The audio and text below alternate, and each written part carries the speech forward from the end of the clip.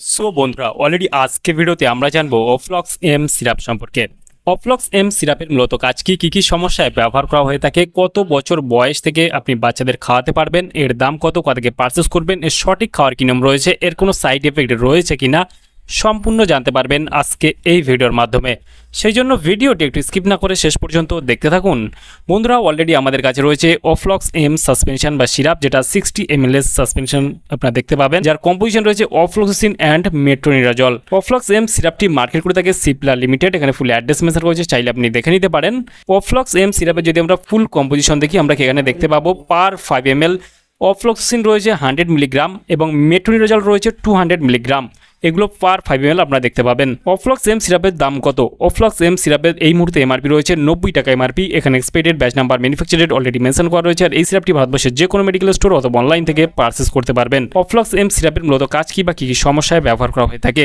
অফ্লক্স M সিরাপটি এটি একটি ফ্লুরোকুইনল antibiotic, যা ক্ষতিকারক ব্যাকটেরিয়া ধ্বংস করে। এখানে রয়েছে মেট্রোনিডাজল, এটি একটি প্রোটোজোয়া এবং একটি নির্দিষ্ট কিছু অ্যানারোবিক ব্যাকটেরিয়ার বিরুদ্ধে কাজ করে থাকে। বিশেষ করে এই সিরাপটি ডায়রিয়া, পাতলা পায়খানা, যেটা লুজ মোশন আমরা বলে থাকি, এইসব সমস্যায় ব্যবহার করা হয়ে থাকে।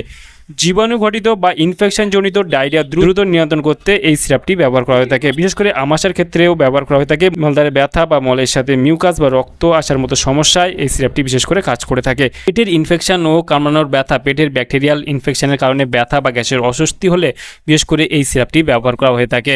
দাঁত ও মাড়ির ইনফেকশন, বিশেষ করে অনেক সময় মাড়ির ও মুখের ভেতরের ব্যাকটেরিয়া ইনফেকশনের ডাক্তাররা এটি প্রেসক্রিপশন করে থাকে। বিশেষ করে এই সিরাপটি খাওয়ার কী নিয়ম রয়েছে?